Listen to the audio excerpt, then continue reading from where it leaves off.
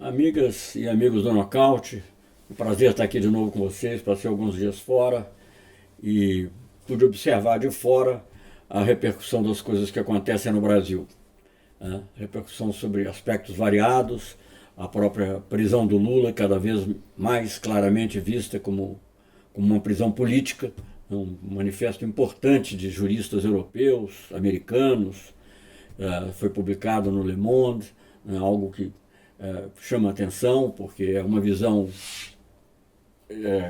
bastante nítida do que foi o processo contra o presidente Lula. Foi um processo político, e agora com esses vazamentos, já havia essa convicção, mas agora com esses vazamentos todos, que são inegáveis, de um jornalista que ganhou o prêmio Pulitzer, né, que zela pela sua credibilidade. Então, não há quem compre a ideia de que isso tudo é adulterado ou falsificado.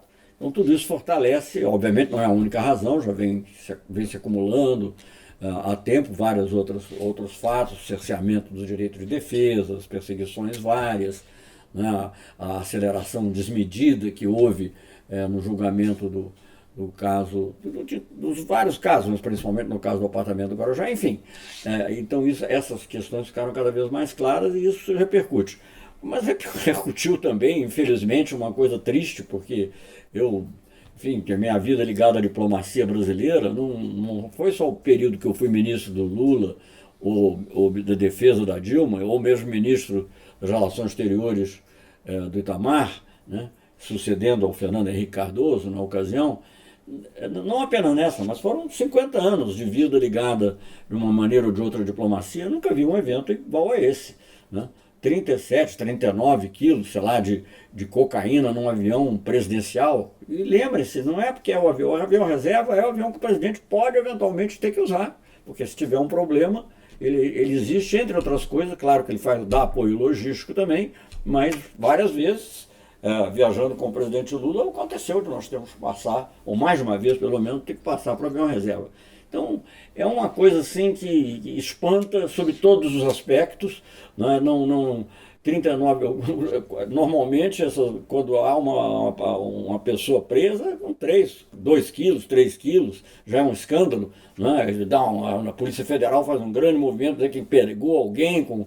Não, 39 quilos de cocaína é uma coisa assim que é fora do comum, e obviamente isso ganhou as manchetes no mundo inteiro, né?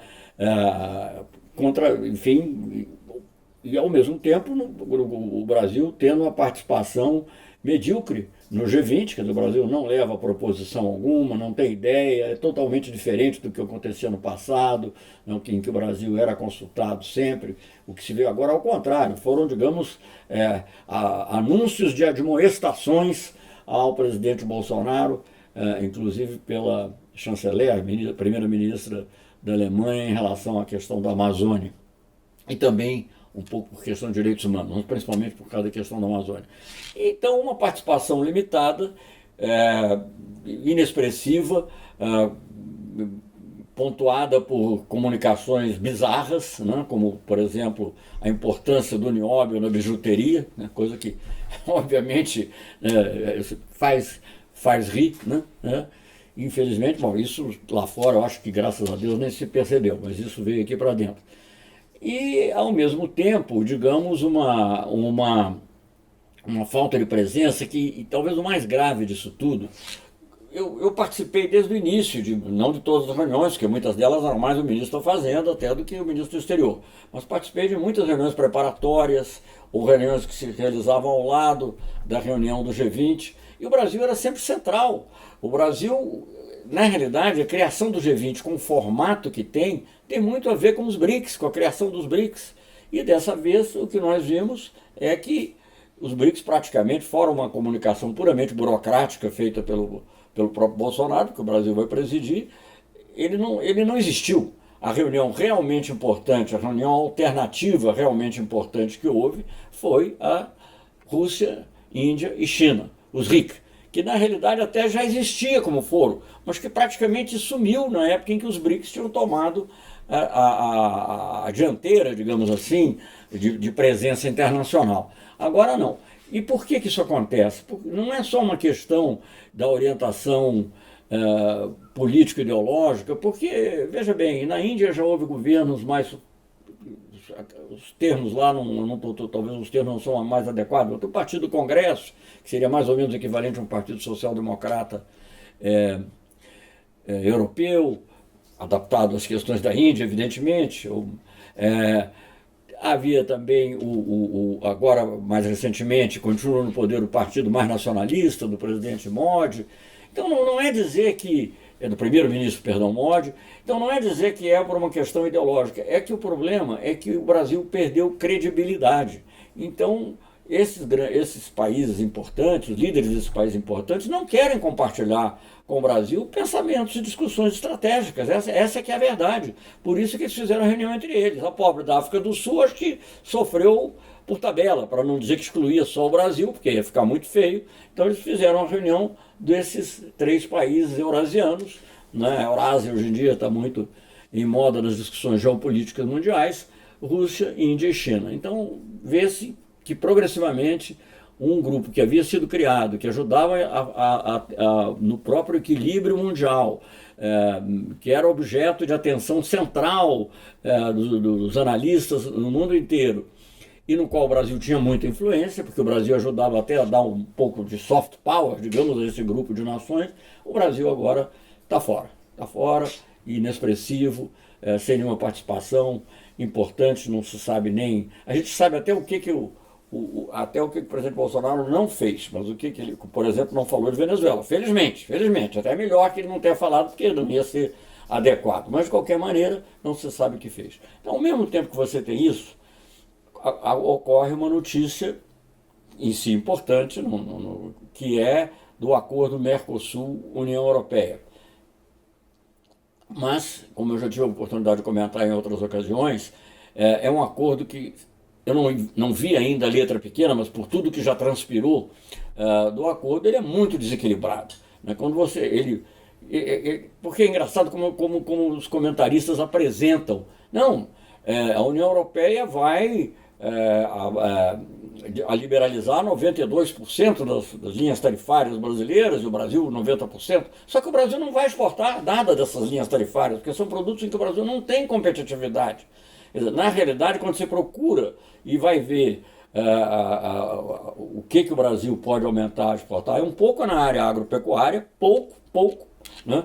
Há pouco tempo mesmo eu via o jornalista Jamil Chad, lembrava que o Brasil queria ter pelo menos 300 toneladas, e o que foi oferecido agora foi 90, então é pouco, mas além disso é subserviente, quer dizer, em termos de equilíbrio mundial. O produto mais sofisticado que eu vi mencionado ali como um possível ganho, como um possível vantagem, como um produto que pode obter vantagem, é café solúvel. Gente, o que é isso? Enquanto isso, nós vamos importar máquinas agrícolas, importar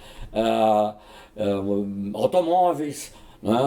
Os alemães estão muito contentes, por isso que a Merkel, apesar de dizer, ela disse, foi muito crítica. Não, eu vou falar com o presidente Bolsonaro, eu vou falar com o líder do Brasil, que se não tiver uma política correta para a Amazônia, nós não vamos poder, nós vamos ter um problema grave, mas não vamos deixar de fazer esse acordo. Claro, ela está vendo que nós estamos num momento de especial fragilidade, tanto o Brasil quanto a Argentina, que são os dois maiores países do Mercosul, e que fizemos todas as concessões possíveis.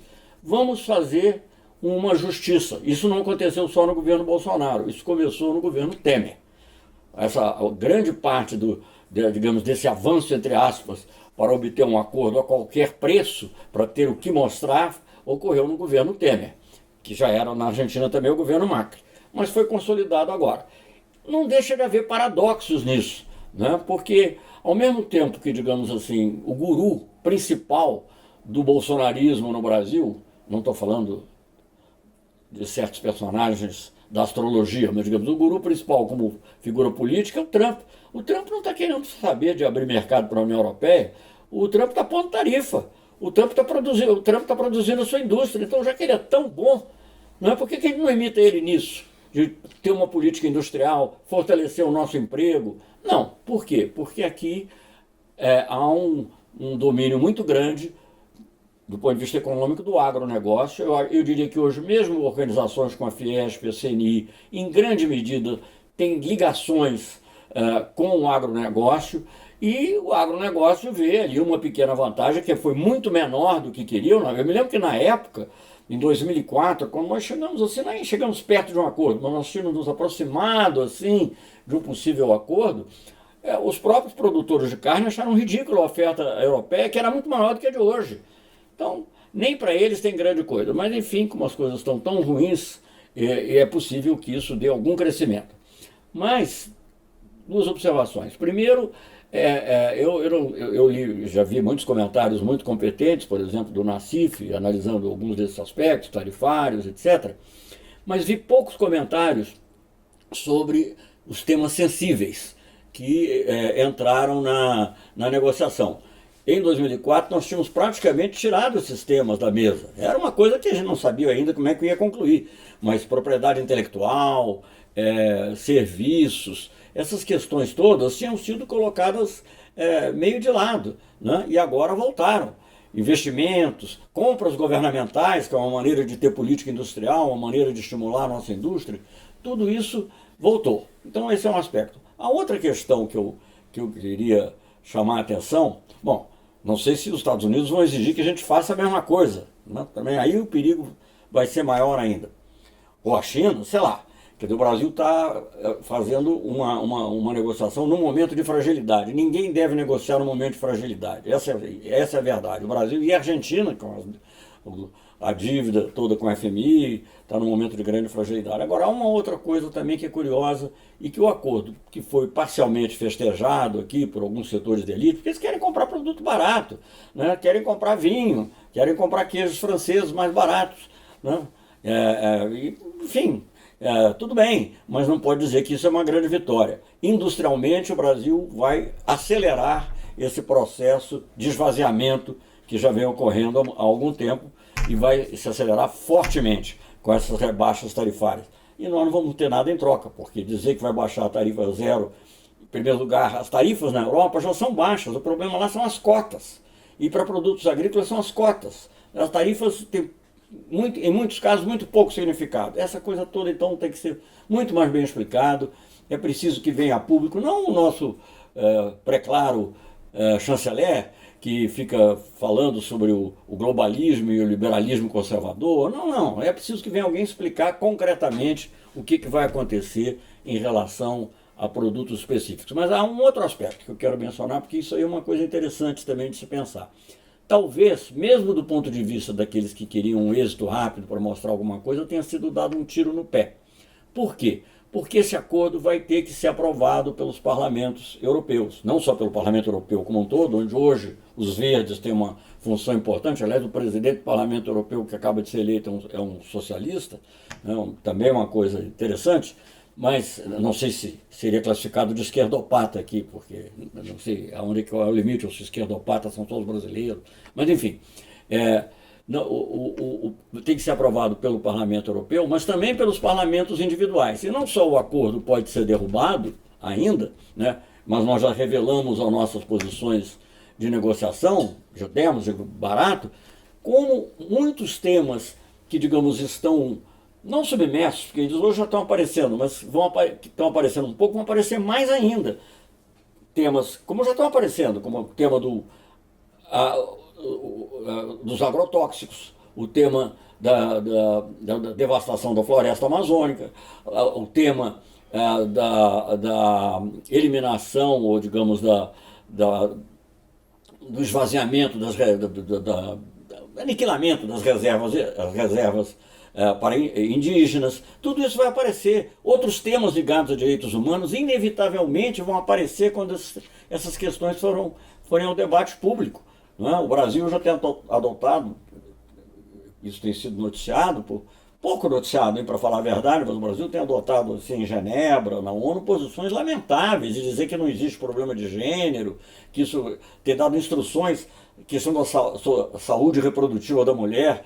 Também o Brasil vota contra, vota junto com as monarquias mais atrasadas do mundo. Né? E essas questões vão ser levantadas, porque um acordo desses é um acordo que tem significado político, não é um acordo puramente comercial.